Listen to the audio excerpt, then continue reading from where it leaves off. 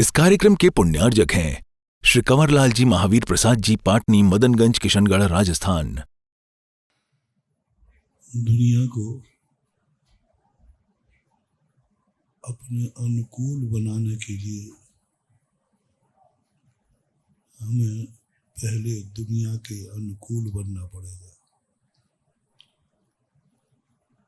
हम चाहते हैं कि हवाएं भी हमारा हित करें, तो हमें पहले सोचना पड़ेगा, क्या कभी हमने हवाओं का भी हित किया है? पेड़ फल बाद में देता है, पहले पेड़ को तुमने क्या दिया है? पेड़ को हमने क्या दिया है? पेड़ अपन चाहते हैं कि हमें पहले फल मिले, पर उसी फल में से मैं कुछ पेड़ को दे दूंगा। नहीं, नीति है पहले हम वृक्ष को कुछ दें, वृक्ष की रक्षा करें, वृक्ष को स्थापित करें, वृक्ष को बपन बोनी करें, वृक्ष को पानी दें, खाद दें, और जब वृक्ष बड़ा हो जाएगा तो जिंदगी भर पीढ़ी पीढ़ी दर के लिए वो उपकार। एक पेड़ के लिए तो मात्र 5 साल दे दीजिए, वो तुम्हारे लिए फल पीढ़ी दर पीढ़ी देगा। तुम चले भी जाओगे तो तुम्हारा बेटा उस पेड़ के फल खाएगा, पोता खाएगा। क्योंकि जितने बड़े पेड़ होते फलदार, इनकी उम्र हजारों साल की होती है, और पूर्ण अच्छी तरह उम्र पूछें तो एक पेड़ की उम्र 10,000 वर्ष होती है। अब 10,000 वर्ष में तुम्हारी कितनी पीढ़ियां मान रहे? 10 तो मान ही लो।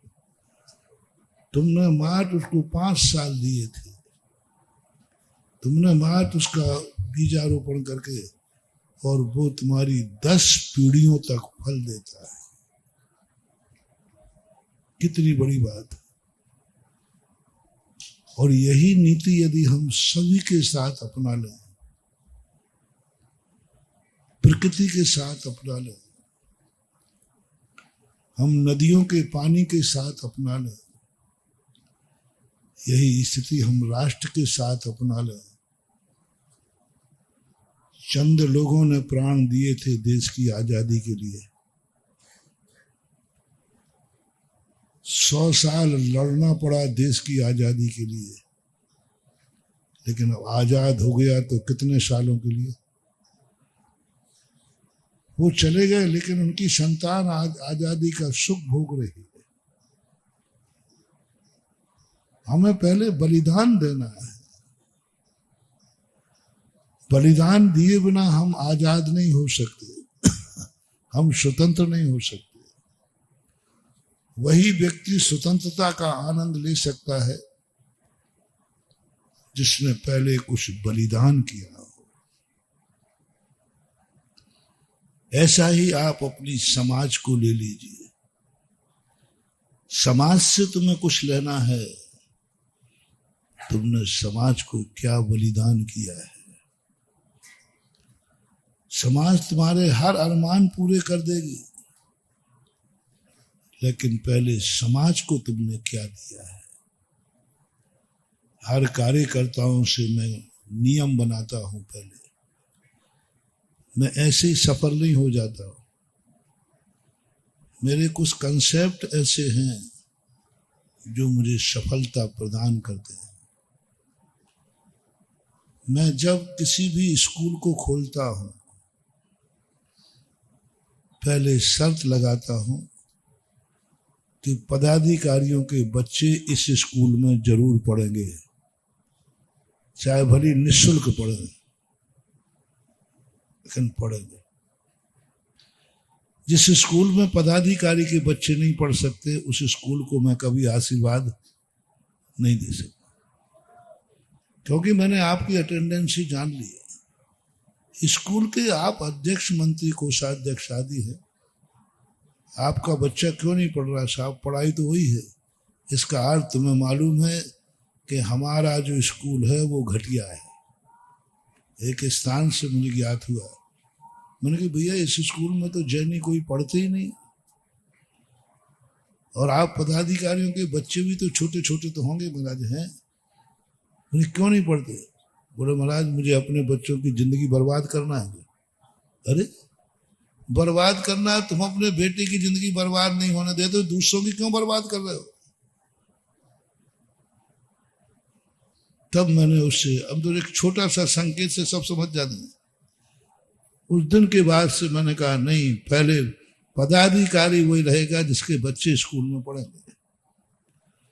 और जिन जिन स्कूलों में ये नियम चल रहे हैं ना, वे स्कूल टॉप पे हैं। अब उस अध्यक्ष के एक बच्चे को हमने फ्री कर दिया, लेकिन 1000 बच्चों की जिंदगी सुधर जाएगी एक बच्चे के कारण से। और हो रहा है। जितने भी आप देखना, राजस्थान में जितने भी विद्यालय मैंने आश्रय दिए, सबसे पहले जैनी का बच्चा पढ़ेगा, अनिवार्य है। और ये स्थिति यदि अपना अपना रूप बन गया, समाज को हमने क्या दिया? और कमेटियों को सबसे पहले मैं, जनता दान क्यों दे देती है? सबसे पहले मेरा सिद्धांत है, जो कमेटियां काम करती हैं उन कमेटियों से कहता हूं, पहले आप लोगों का दान बताओ कितना है। महाराज जी आप तो भक्तों से दिलवा दीजिए। मैंने कि भक्तों का पैसा फोकट का है? भक्तों से दिलवा दीजिए। जिस कमेटी में, जिस कार्य में कमेटी का दान ना हो, महानुभाव वहां कभी दान मत देना, क्योंकि कमेटी को मालूम है कि ये काम बहुत घटिया है, बेकार है, होना ही नहीं है, इसलिए वो नहीं दे। पहले पूछ लेना चाहिए।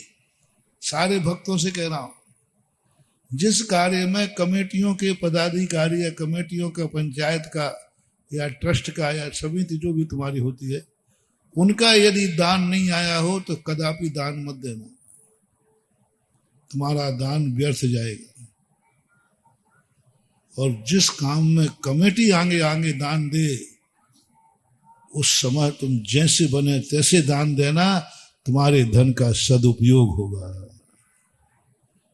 कमेटी के पदाधिकारी का दान बुलवाओ पहले, तुम बोलिए क्या बोलना है, जो शक्ति है वो बोलो, लेकिन बोलो। जब तुम कमेटी के पदाधिकारी बनने की औकात रखते हो तो तुम्हें दान देने का भी औकात, सबसे पहले कमेटी का दान लिखा जाना चाहिए। कमेटी के पदाधिकारी बोले, इस चतुर्मास की सबसे बड़ी सफलता का श्रेय ये है। इतना दान कैसे भूल गया? अशोकनगर में, अरे राम राम राम राम, अशोकनगर में जानता हूं 1100 रुपया लेने में पसीना आ जाए। वर्षों तक रमेश जी अध्यक्ष है, इनको मालूम है पैसा इकट्ठा करना कितना कठिन होता है, बहुत कठिन। और बात सही भी है, हमारी जैन समाज का पैसा कोई डाके का नहीं है, कोई जुआ का नहीं है, बुद्धि का है। 90% भारत में जैनियों का पैसा ईमानदारी का पैसा होता है। वो सरकारी टैक्स वैक्स 2 नंबर, ये कोई बेईमानी में नहीं आते, क्योंकि इनके अंदर बहुत नीतियां गलत हैं। बाकी हमारे जैनियों का 99% जो सा डाके का नहीं होता, जुआ का नहीं होता, कोई गलत धंधों का भी, कोई शराब बेच के कमा रहा हो, कोई मांसाहार करके कमा रहा हो, नहीं। मैं इन भक्तों के एक पैसे को खोटा नहीं होने देता, मैं बोलते ही नहीं हूं। भक्त कहते, मैंने कही नहीं अभी मत बोलना, पहले कमेटी बोलेगी, सभी जगह देख लो। और इस शतमास का जो मंगलाचरण सबसे पहले हुआ कि तुम्हारी कमेटी ने सबसे पहले दान बोला। अध्यक्ष मंत्री चक्रवर्ती बन गए हम की। मैं तो शगुन उसी दिन उठा लिया था। यदि ये दोनों नहीं बनते ना तो मैं इतनी बड़ी रिस्क लेता भी नहीं। मैंने अशोकनगर में कम रिस्क नहीं ली, बहुत रिस्क लिए। इतने बड़े बड़े कार्यों की घोषणा कर दी, महाराज आगे पीछे है क्या, अपने पास तो कमंडल है, कुछ नहीं है। लेकिन शगुन हमारा उठता है। आज तक मैं कभी शगुन में फेल नहीं हुआ। और जब मैंने देखा कि तुम्हारे अध्यक्ष और मंत्री आगे आ गए हैं, मैंने कि बस इस चतुर्मास में पैसा संभलेगा नहीं। उसी दिन मेरा निर्णय हो चुका था। बस उसी दिन सोच लिया अब जो कार्य करना है सब करो, सफलता ही सफलता मिलेगी। कमेटी आगे आई। मैं आपसे पूछता हूं, जो चीज मैं नहीं करता हूं और तुमसे त्याग कराऊं। एक महाराज की कथा आती है। एक माँ ने कहा, महाराज जी ये छोकरा बहुत गुड़ खाता है और इसका गुड़ त्याओ, इसको नुकसान करता है। बच्चों को छोटे को कीड़े बीड़े पड़ जाते ना गुड़ से। महाराज ने कहा कि बच्चे की तरफ देखा, बोले माँ जी 1 हफ्ते बाद लाना। 1 हफ्ते बाद पहुंचे, बोले बेटा आप गुड़ का त्याग कर दो। बोले महाराज जी आप उसी दिन करा देते। बोले नहीं, उस समय मैं खुद लेता था। मैं खुद लेता था, अब मैं खुद लेता हूं, बच्चे से कैसे कहूंगा। बच्चे बहुत बहुत दिल के साफ होते। वो कहते हमारे बड़े लोग जो कर रहे हैं वो मैं करूंगा। गुरु जी आप कर रहे हैं, आप लेना, मेरे त्याग करा रहे। उन महाराज को बच्चे का त्याग कराने के लिए पहले स्वयं का त्याग करना पड़ा। यदि यही नीति तुम्हारे सारे संसार में आ जाए तो बोलो संसार में चौथा काल आ जाए। हर चीज यही नीति, पहले मैं करूंगा बाद में। हमारे पूज्य गुरुदेव में हम लोगों को गजब गुण थे हमारे महाराज, गजब। उनकी तो जब भी स्मृति और उनकी जो नीतियां थी आत्मा रोमांचित होती।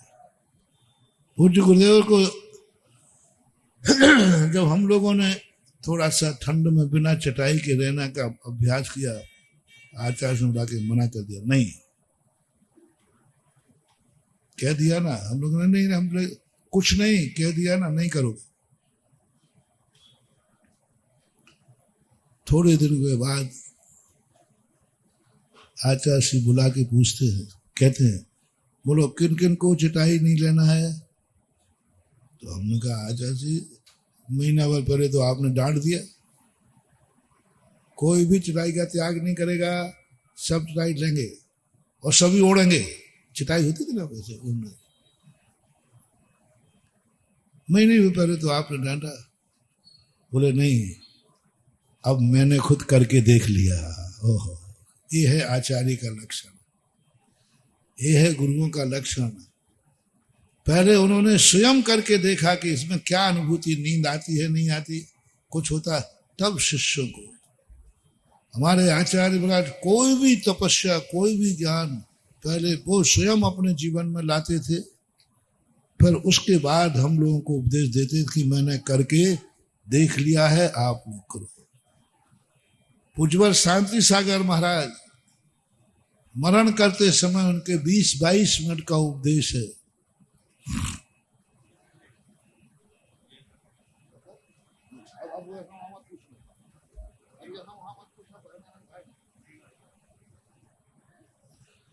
तो पूज्यवर शांति सागर महाराज ने जब पहले किसी को ज्यादा नहीं बोलते थे, प्रेरणा नहीं देते थे, लेकिन जब मुनि बनकर के उन्होंने सम्मेद शिखर की यात्रा की और पूरे भारत में विचरण किया, पूरे भारत में विचरण करने के बाद अंत में उपदेश देते हैं मैंने इस युग में संयम धारण करके देख लिया, मैंने धारण करके देख लिया, मैंने भारत भ्रमण करके देख लिया। सारी जनता के लिए, सारे मुमुक्षुओं के लिए, सारे बंधुओं के लिए सारे लोगों से मेरा कहना है, इस युग में भी संयम पालन करने में कोई बाधा नहीं है। सभी लोग अपनी शक्ति प्रमाण संयम धारण करो, मुनि बनो, कोई बाधा नहीं। मैंने करके देख लिया। क्या उनके 20 मिनट का उपदेश है। ऐसे दावे से बोल रहे हैं। पहले नहीं बोलते थे। पहले बोलते थे क्या पता हम पाल भी पाएंगे कि नहीं पाएंगे, क्योंकि विपरीत अंग्रेजों का राज्य था।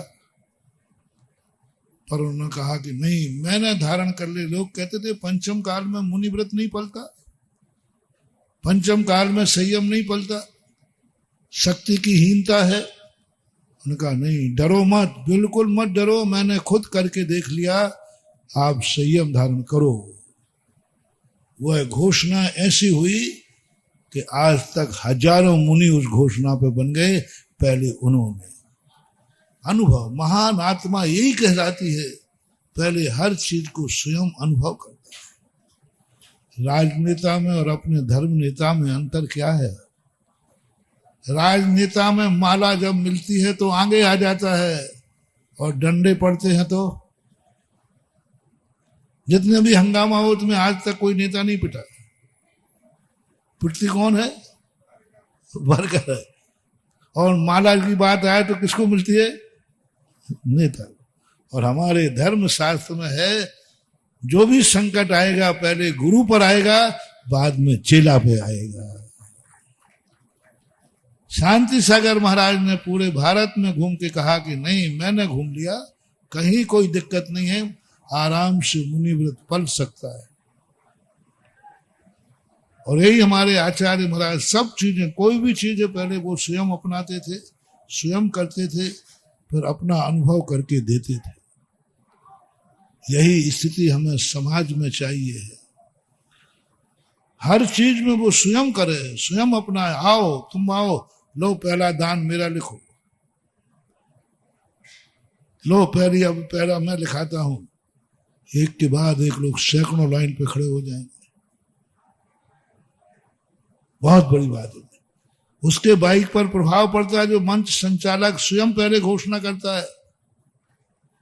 बहुत ऐसा ही समाज की बात है, ऐसे ही तुम्हारे घर की बात है। चाहे तुम्हारा बेटा हो, चाहे तुम्हारा भाई हो, तुम्हारा कितना बलिदान है घर के लिए। तुम्हें अपनी संतान जैसी चाहिए है तो वैसा तुम्हें खुद संतान बनना पड़ेगा। तुम्हें अच्छी बहू चाहिए तो पहले तुम्हें बहू बनना पड़ेगा। मैंने कहा था ना चतुर्मास में कि एक बहू आई, सासू आई, बोले महाराज जी वो एक बहू है हमारी, बहुत लड़ती है मेरे से, वो आपकी भक्तन है, पहले ही से भक्तन है। जब वो बच्ची थी बुआ के पास, उसको समझा दो ना कि वो लड़े नहीं मेरे से। तो मैंने समझा दूंगा, कह दिया। फिर उन्होंने कहा, मैंने फिर थोड़ी देर बाद सोचा, मैंने रुको माँ जी, तुम्हारी सासू थी कि नहीं? बोले थी। उनसे आपका कैसा? अरे महाराज जी मेरी तो एक दिन नहीं बनी, एक दिन नहीं बनी, मैं तो उसको फूटी आंखों से भी नहीं देखती थी। मैंने कहा आई एम सॉरी प्लीज, मैं नहीं कह सकूंगा। जिसने अपनी सासू के साथ जो व्यवहार किया, उस बहू को अपनी सासू के साथ वैसा ही व्यवहार मिलेगा, मिलना चाहिए। जैसे को तैसा मिलेगा, तभी तो हर व्यक्ति चाह रहा हमें अच्छा व्यक्ति मिले। हर व्यक्ति चाह रहा है मेरी पत्नी सती सीता हो। भाई साहब तुम, अरे महाराज हम तो रावण हैं तो रहेंगे। रावण सीता को चाह रहा है, कैसी बात है भैया? रावण सीता को चाह रहा है। अरे सीता चाहिए है तो तुम्हें भी राम बनना पड़ेगा, पहले राम बनना पड़ेगा। हर व्यक्ति राम चाहता है, लेकिन तुम्हें सीता बनना पड़ेगा। बलिदान तुम्हारा पहले होगा हर चीज में। बेटे को चाहते हो, मैंने एक बार कहा था, तुम कैसा बेटा चाहते हो, तुम्हारे बेटे में क्या क्या दुर्गुण नहीं होना चाहिए, लिस्ट बनाओ। और उसी दिन नीचे नोट लगा दो, आज के बाद मैं ये सारी बुराइयां छोड़ता हूं बेटे के खातिर, क्योंकि जो बुराई बेटे में नहीं होना चाहिए वो मेरे में भी नहीं होगी। 70-80% बेटे सुधर जाएंगे। हम वो बन के सुधारना चाहते हैं, हमारे में तो बुराइयां भरी हैं। स्वयं सिगरेट पीता है, बेटे से कहता बेटा सिगरेट मत पीना, कहां तक मानेगा। इसलिए अपना जो धर्म है प्रकृति का, जैनाचार्यों ने सबसे पहले कहा तुम दुनिया को क्या दे पा रहे हो, क्या दुनिया को तुम्हें सुख दे पाए तो दुनिया तुम्हें सुख देगी। क्या तुम दुनिया को सुखी देखना चाहते हो तो दुनिया तुम्हें सुखी देखना चाहेगी। तुम्हारी तो सारी इबारत दुनिया के दुख के ऊपर खड़ी है। कल प्रवचन में कहा था गौशाला, सुखी होने का तरीका तुम अनंत काल तक भी मर जाना तो भी तुम सुखी नहीं हो पाओगे। तुम अपने दुखों से दुखी होकर पूरी जिंदगी बर्बाद कर देना, दुख बढ़ेंगे। पूज्यवर उमा स्वामी महाराज तत्वार सूत्र में कहते हैं, जब जब तुम्हें दुख आएगा तुम अपने आप में दुखी होगे, दुख बढ़ेगा। तुम्हारा अपमान हो गया और तुम दुखी होगे, तुम्हारा अपमान और बढ़ेगा। तुम्हें किसी ने गाली दी और तुम्हें दुख हो गया, आज एक गाली मिली कल 2 मिलेंगी, पक्का है। आज तुम गरीबी से दुखी हो, कल ये गरीबी और बढ़ेगी। आज तुम्हें घाटा लग गया है इसलिए दुखी हो, दिवालिया हो गए,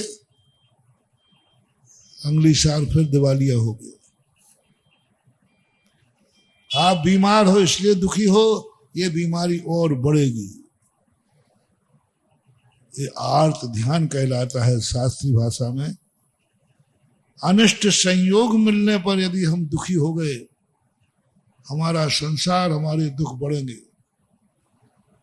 जब जब तुम्हारे मन में दुख हो किसी कारण से, कारण कुछ भी हो सकता है, मेरा आज का मोटिवेशन ध्यान रख लेना, दुख घटेगा नहीं, दुख बढ़ेगा।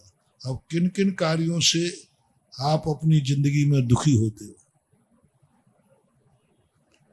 स्वयं के लिए आर्त ध्यान है। अनिष्ट संयोग, अनिष्ट संयोग मिल गया तो आपको दुख हो गया। और बस यही हमारी जिंदगी की सबसे बड़ी कमजोरी है। अपने दुख दूर क्यों नहीं हो रहे? हम इतनी पूजा करते हैं, पाठ करते हैं, अभिषेक करते हैं, गुरुओं की सेवा करते हैं, जाप देते हैं, फिर भी संकट ज्यों के त्यों बने। फिर भी जिंदगी जैसे निकलना चाहिए जी बन नहीं पा रहे हैं, फिर भी हम परेशान हैं। क्या करें? महानुभाव और बढ़ेंगे, क्योंकि तुम अपने आप के दुखों से, अपने आप के अभाव में दुखी हो रहे हो। इसका एक ही तरीका है, बहुत सरल तरीका है। तुम अपने दुख से दुखी हो रहे हो, बस तुम दूसरों के दुख में दुखी होना चालू कर दो, तुम्हारे अच्छे दिन उसी दिन से चालू हो जाएंगे। दूसरों के दुख में, अपने में नहीं। दूसरे को दुखी देख रहे हो, गरीब को देखकर तुम गरीब बन जाओ।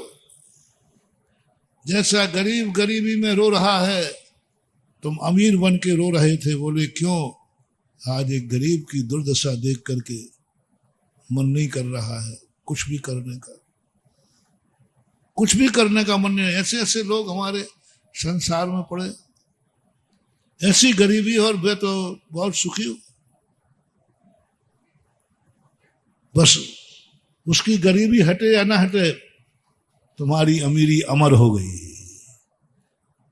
तुम्हारे वो आंसू अमर हो गए। तुम्हारे आंसुओं ने सगुन कर दिया, जा उसकी जिंदगी तो छोड़, तू दूसरों की गरीबी पर दुख हुआ है, तेरे यहाँ कभी भी सदा सदा दिवाली मनती रहेगी, तू कभी दिवालिया नहीं होगा, क्योंकि तू किसी दूसरे के दुख से दुखी हुआ है। महावीर ने अपने फॉलोवरों को क्यों बनाया हिंसक? महावीर स्वामी बहुत बहुत नीतिज्ञ थे। उन्होंने अपने फॉलोवरों को किसी भी दर्शन में अहिंसा की चर्चा नहीं की। सबसे पहले जैन दर्शन कहता है तुम दूसरे के दुख में दुखी होना सीख लो, अपने दुख में नहीं। जो तुम दूसरों को रात देख रहे हो तुम सोचो कि काश या मैं हो गया हूं, मेरे ऊपर संकट आ गया है। वैसे दुखी तुम दूसरों के दुख देख के कर लेना। आप देखना थोड़ी देर बाद आपको लगेगा कि मेरा बहुत कुछ अच्छा हो रहा है। जैन दर्शन का सबसे असाधारण विशेषता है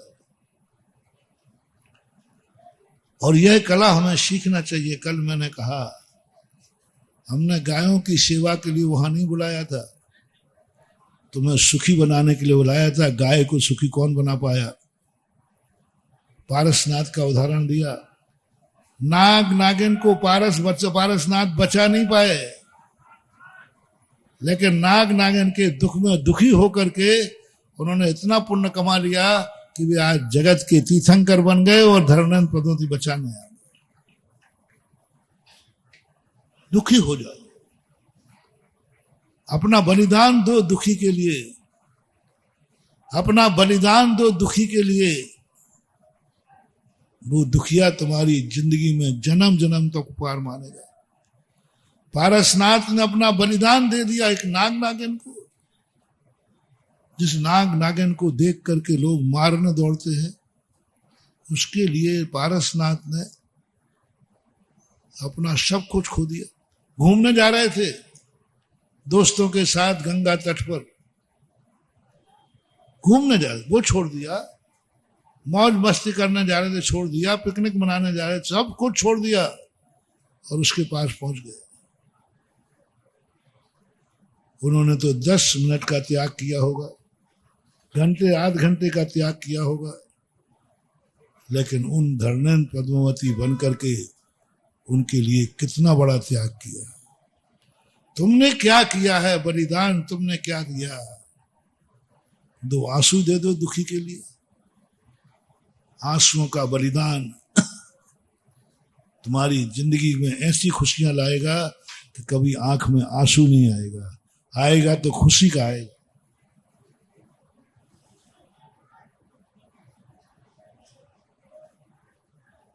लेकिन तुम्हारे लिए करना। और दूसरी बात है, दूसरों के दुख में मोटिवेशन दे रहा हूं, दूसरों के दुख में दुखी होना सीखो, दूसरे की गरीबी में दुखी होना सीखो। किसी के घर में कोई गृहिणी घट जाए तो दुखी होना सीखो, और दूसरे की खुशी में खुशी होना सीखो। अपने में नहीं, मैं तुम्हारा नाम ही नहीं ले रहा। दूसरे की खुशी में तुम कितने खुश हो रहे हो। ये शादी ब्याह के कारण तुम्हारे बनाए जाते हैं, रिश्तेदारों को बुलाया जाता है, दोस्त यार आते हैं। मैं सोचता हूँ जरूरत क्या थी। मैंने इस पर बहुत खोज की। मैंने कहा ये शादियों में बाराती सब क्यों आते हैं? दुख के दिनों में आना क्यों आते हैं? मर गया मर गया। तो वो जो बैठने आते हैं वो क्या मरे हुए को जिंदा कर देते हैं? फिर काहे को आते बेफालतू? क्या मतलब है इनका आने का? कोई मतलब नहीं। अरे दुख के दुखी, कोई बीमार हो जाए, जो साहब बीमार को संभालेंगे, जो देखने आ रहे हैं उनको संभालें। थोड़ी आप लोगों की खबर पहुंचते ही हर व्यक्ति पूछने आएगा, हर व्यक्ति। अरे भाई क्या जरूरत पड़ी? वो दुखी है, वो अपने आप निपटेगा, तुम क्यों जा रहे हो? अरे वो मर गया तो मर गया, तुम क्या जिंदा कर लोगे? पहले के सोच बता रहा हूं। मेरा पहले तो, मैं तो ज्यादा अकलमंद नहीं था, मेरी अकल बहुत छोटी थी। अकल छोटी क्या थी ही नहीं। यदि अकल होती तो अपन को शांतिनाथ की मंदिर की मूर्तियां थोड़ी, अब अपन को अकल ही नहीं थी, अकल फकल थी नहीं। और पढ़े लिखे ना हाफत जी नाम पड़ गया, कहते ना पढ़े ना लिखे और हाफत जी। था ही नहीं, ज्ञान ही नहीं था कुछ। तो ऐसी स्थिति में मैं सोचता था कि प्यार थे ये सब, हम ये और सोचते थे। तो महाराज लोग तुम हार लेते थे ना, तो सब लोग देखने जाए, भीड़ लगाते थे। तो मैं इतना गुस्सा आता था कि सबको डंडे मारो। महाराज हार को हमको साता से करने दो ना, काय को परेशान कर रहे, भीड़ करेंगे, सब देखेंगे, सब वैसे झूम जाते थे। मुझे बेकार लगता था, मैंने कहा ये सब बिल्कुल गलत है। अरे महाराज कोई गलत आहार ले रहे, पहले मैं समझता था शायद ये देखने जाते कि महाराज क्या क्या ले रहे हैं। अरे भाई महाराज है, अब क्या विश्वास करना, ले रहे वो खा रहा है, शांति से खाने दो ना। बाद में पता चला मुझे, ओहो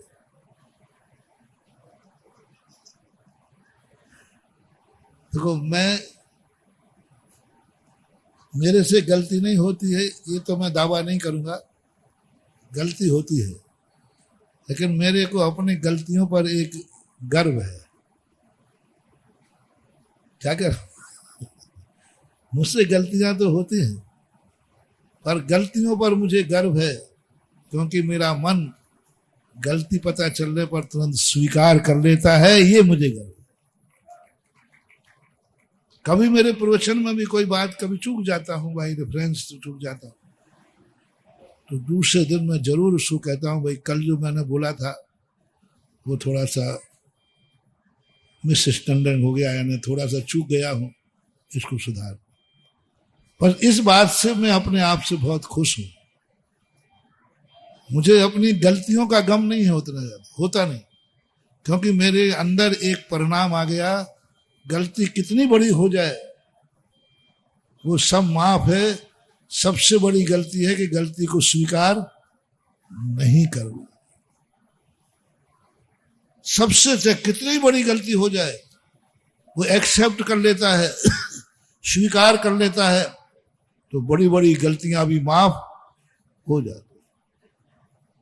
तो मैं तो अब तो स्वीकार करता हूं। देखो उस समय की बात है कि तुम लोग महाराज के आहार देखने क्यों जाते हो परेशान करके, अब पता चला। क्यों किसी के मरने पर बैठने जाते हो, अब पता चला। क्यों किसी की खुशी में, शादी वाह आदि में जाते हो, अब पता चला। ओहो, जाते रहना रे भैया, जाते रहना, जाते रहना। महाराज की जो हो सो हो, तो तुम तो आहार देखते रहना, कोई छोड़ना मत। अब नहीं, थोड़ी सी जगह में से भी झांकने मिल जाए तो झांक लेना, देख लेना, जरूर देखना। ओहो, किसी के अंदर दुख आया है तो क्यों सब लौटने आए हैं? तुम्हारे दुख बांटने नहीं आए हैं, तुम्हारे दुख में दुखी होकर के अपने सुख का भंडारा भरने आए हैं। तुम्हारे दुखी, तुम्हारे यहां जो मर गया ना कोई, वो तुम्हारे दुख में शामिल होने आए हैं, और जो दूसरों के दुख में शामिल हो जाता है उसकी जिंदगी के दुख टल जाते हैं। कितना बड़ी फिलॉसफी है महानुभाव ये मरने पर बैठने की। घर में कोई बीमार हो जाए तो पूछने आते हैं, कितना बड़ा लॉजिक। अपन समझते हैं कि उसके दुख दूर न जा रहे हैं, अपन समझते हैं उसके बाद, नहीं, कोई संबंधी नहीं है। जो व्यक्ति दूसरों के दुख में शामिल हो जाता है उसके जीवन के दुख टल जाते हैं। फिर खुशी में क्यों, शादी ब्याह में क्यों? अरे इसका भी बहुत बड़ा लॉजिक है। जो दूसरों की खुशी में शामिल हो जाता है उसकी जिंदगी में खुशियां खुशियां बरसती हैं।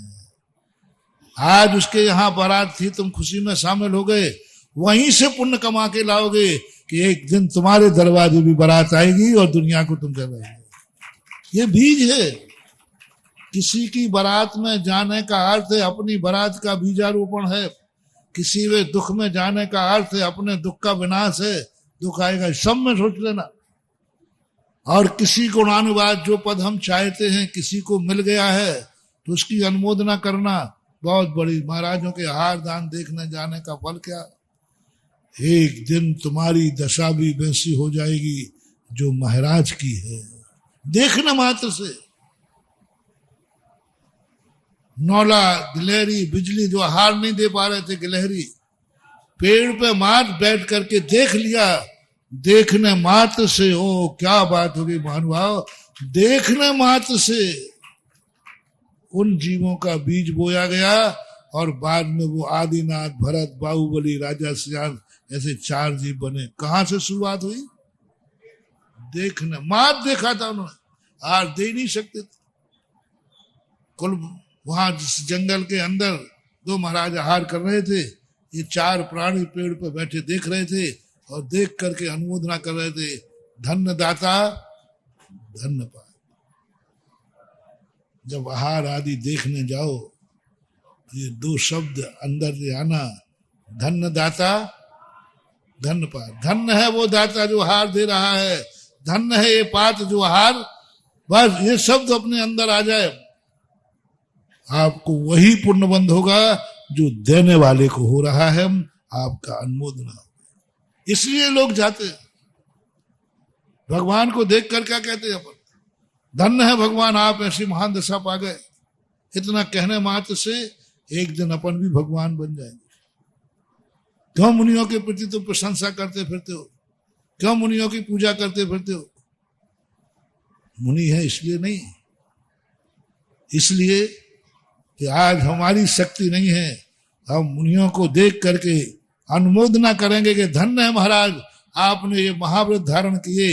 इतना कहते ही तुम्हारे अंदर बीजारोपण हो गया, एक दिन यही धन्यवान पद तुम्हारी जिंदगी में आ जाएगा, क्योंकि तुमने किया। ये भक्तियां क्या है?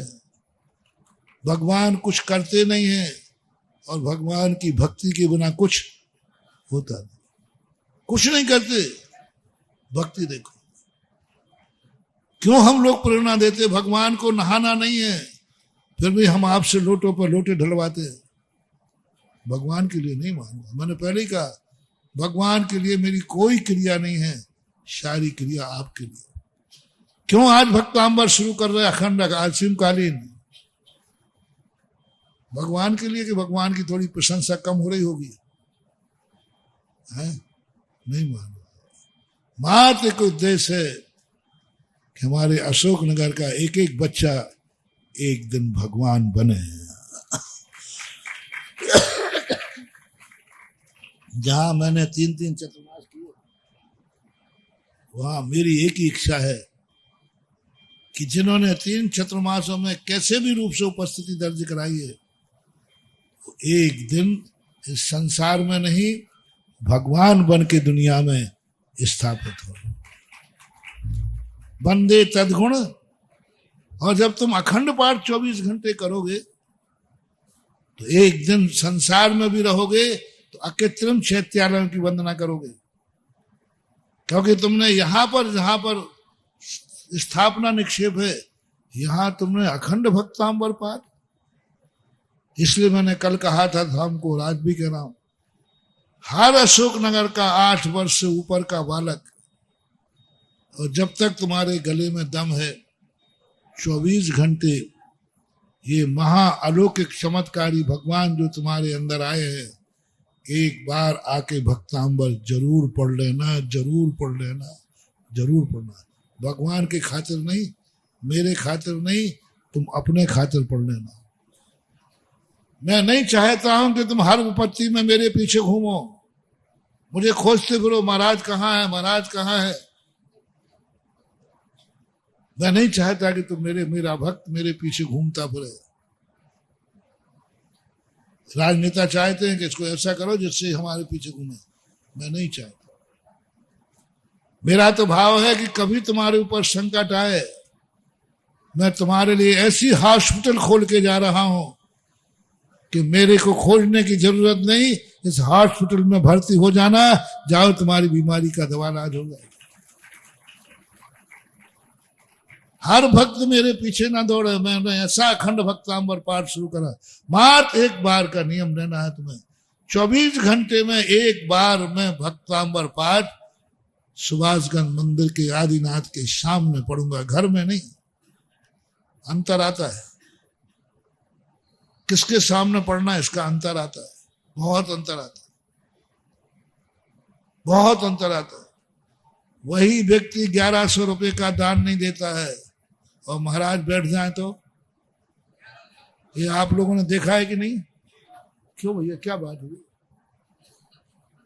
महाराज की साक्षी मात्र, वो जानता है महाराज ने कुछ कहा नहीं, महाराज ने प्रेरणा दी नहीं, लेकिन वो जानता है कि यह दान यदि ने महाराज के सामने दिया है तो ये सिंचाई के खेत के समान फलेगा। और महाराज नहीं है तो वो बोलते ही नहीं पट्टा। पहले महाराज को बैठा लो। अरे भैया महाराज बैठे क्या करेंगे, वो कुछ कहेंगे तो है नहीं। कुछ नहीं कहे, महाराज सामने चाहिए बस। जब मैं दान बोलूं तो महाराज सामने चाहिए। कल बच्चे लोग सम्मान के लिए, मैंने कहा भैया देखो मैं सम्मान करूंगा नहीं और मैं सम्मान में कुछ दूंगा नहीं, कमेटी को देना है, कमेटी जानो हम जा रहे। वो कहते नहीं महाराज हमें, आप कुछ भी मत करो, आप तो बैठे रहो बस। आपके बैठने मात्र से हमारे आनंद की अनुभूति। भगवान कुछ भी नहीं करे महानुभाव, इन भगवान के सामने आकर के जैसे आज तुम्हारे जो भगवान आए इनकी जय जयकार हो रही है, जो देख रहा है वही मंत्रमुग्ध हो रहा है। इन भगवान के सामने तुम भक्तांबर पाठ पढ़ोगे तो तुम्हारी भी ऐसी ही जय जयकार होगी। जहां तुम जाओगे वही सफलता ही सफलता, जहां तुम जाओगे आश्चर्यचकित। एक बार 24 घंटे में नियम ले लेना कि अशोक नगर में मैं रहूंगा, आज से 24 घंटे में एक बार भक्तांबर पाठ जरूर करना है। बच्चों को भी करा देना।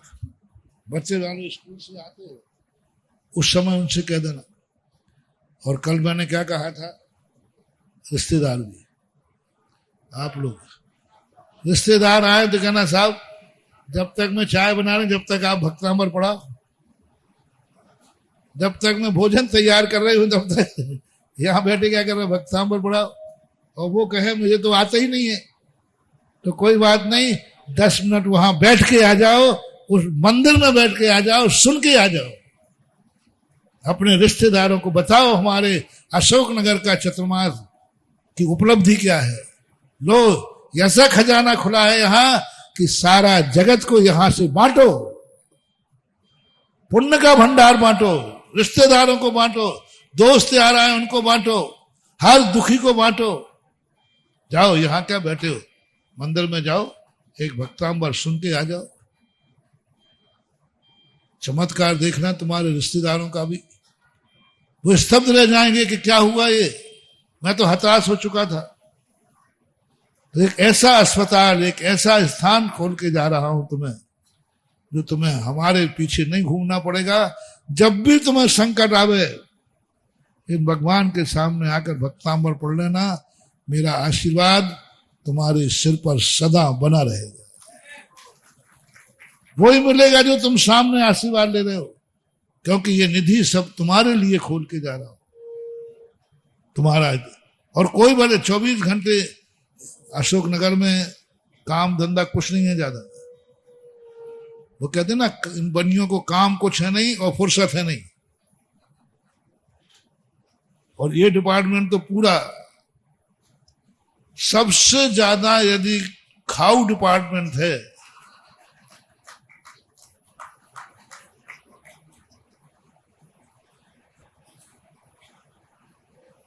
आप देखो, अच्छा बताओ, तुम लोग बताओ, सबसे ज्यादा औरतों में कमाई करने वाले किस समाज में सबसे कम है?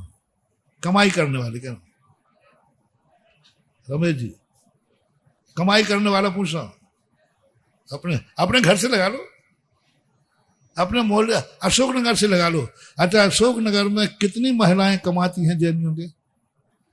नहीं कमाने वाली ज्यादा है कि कमाने वाली? निर्मल तेरे घर में कितनी है?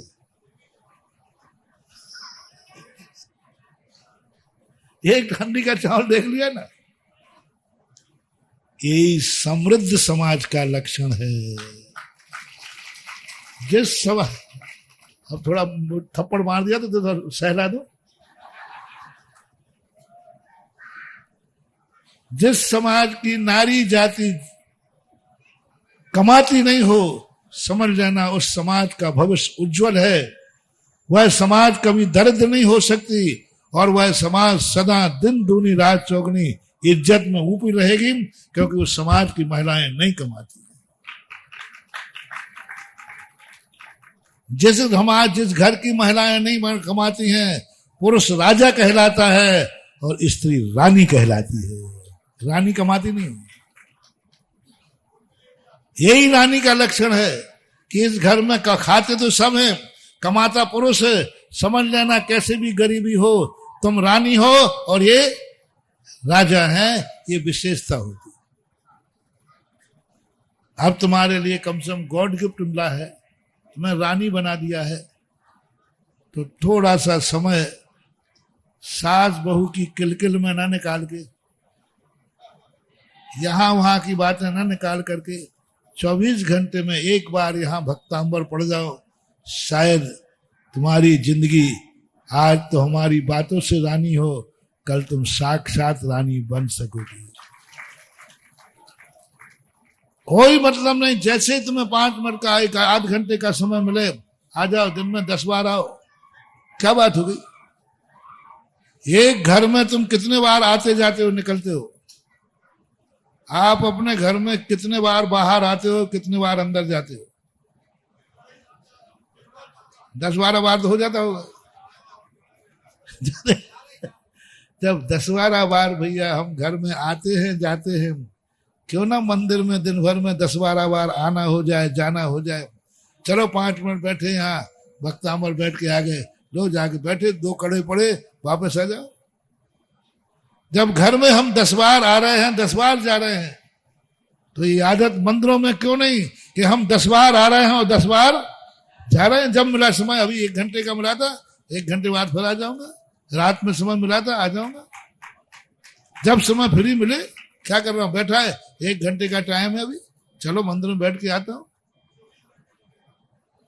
जब मजा आ जाएगा, जितने बार तुम घर में आते हो और जाते हो, उतने बार मंदिर में आओ जाओ। इसलिए मैंने भक्तांबर खोला है और भगवान से कहता हूं, हे भगवान, हमारे भक्त घर में 10 बार आते हैं, 10 बार जाते हैं, तो मंदिर में भी 10 बार आते हैं और 10 बार जाते हैं। कोई जरूर नहीं कि एक बार पढ़ाए, सुबह दोपहर में फिर टाइम मिल गया, चलो बैठते। ऐसी एक परंपरा, ऐसा एक आदर्श बनाओ महानुभाव, और गर्व के साथ, सौभाग्य के साथ। इतनी बड़ी समाज है, कोई थोड़ी बहुत समाज नहीं है। प्रति क्षण 50-100 लोग बैठे मिले तो भी कम है। 24 घंटे मान लो 50 लोग भी बैठे, तो 24 घंटे के कितने लोग हुए? 1200 लोग हुए। तो जनता कितनी है?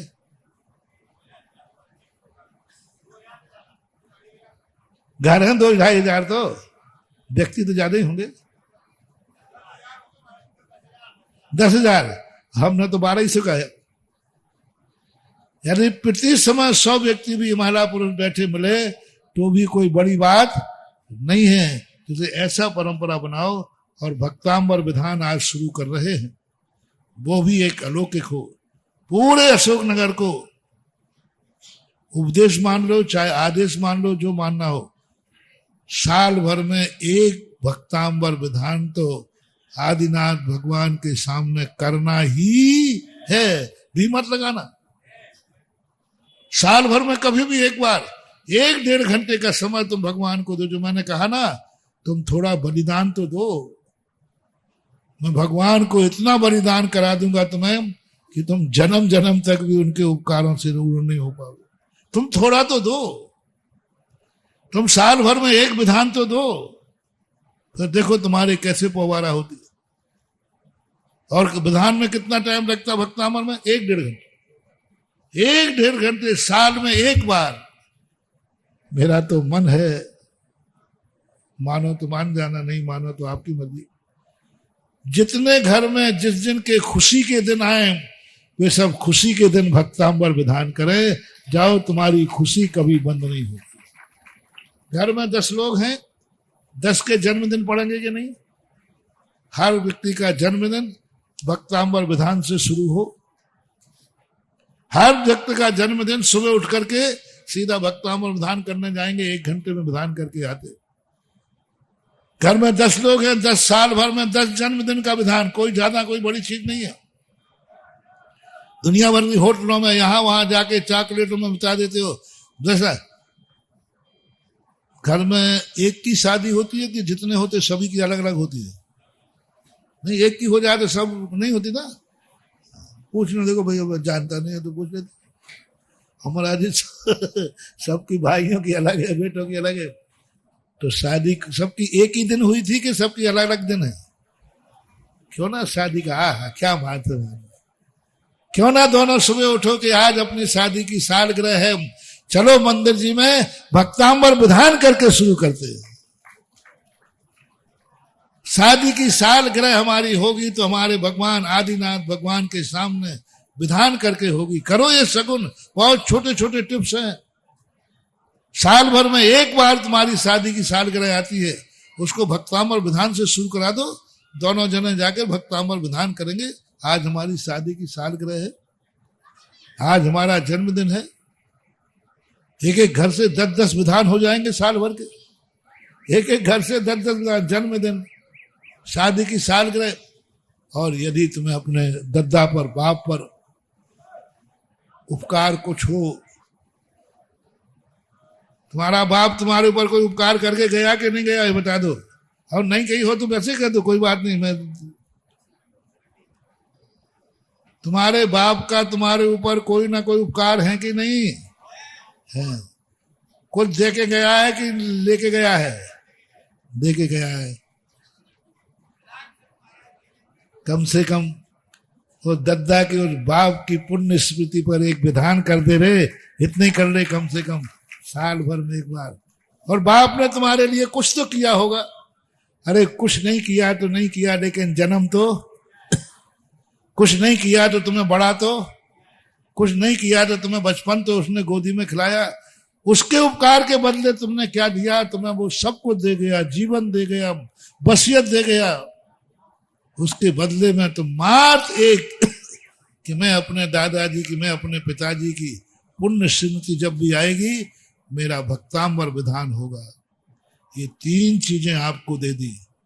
पुण्यतिथि, यदि आपको चाहिए कि पितरों का आशीर्वाद बना रहे, पितरों का, पूर्वजों की छाया हमारे ऊपर बना रहे तो आप अपने पितरों की पुण्यतिथि पर विधान लिखाइए। जब जब पुण्यतिथि आएगी एक विधान होगा। आप अपना सुहाग कायम रखना चाहते हो, दोनों का बना रहे, कितने जन्म तक चाहते हो जोड़ी? 7 जन्म तक। अरे वाह, कोई बात नहीं, मैं किसी चीज को मना नहीं करता, विधि बताता हूं।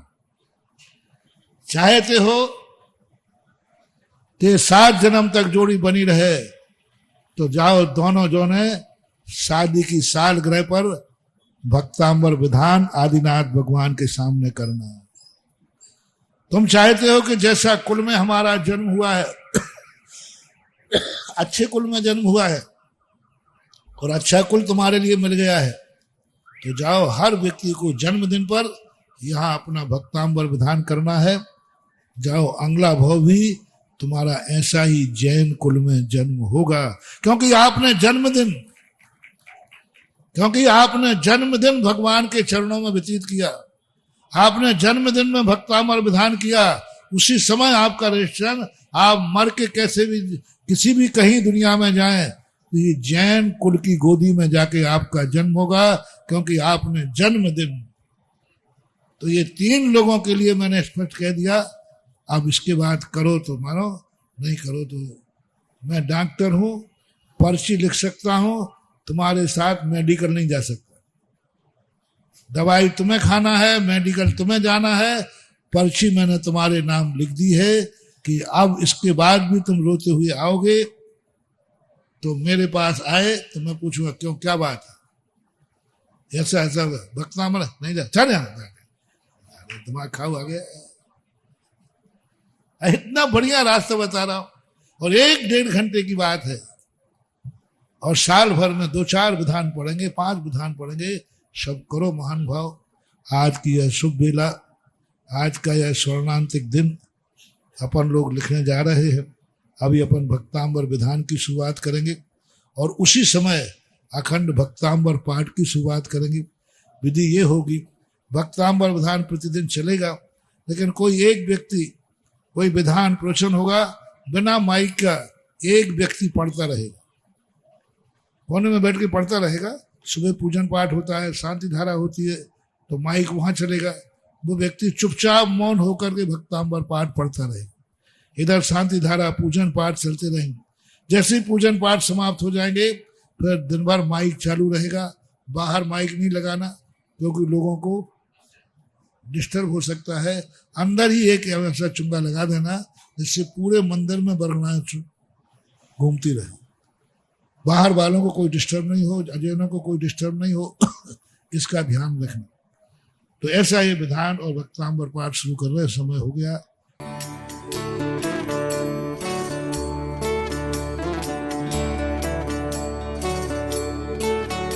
इस कार्यक्रम के पुण्यार्जक हैं श्री कंवरलाल जी महावीर प्रसाद जी, पाटनी, मदनगंज, किशनगढ़, राजस्थान।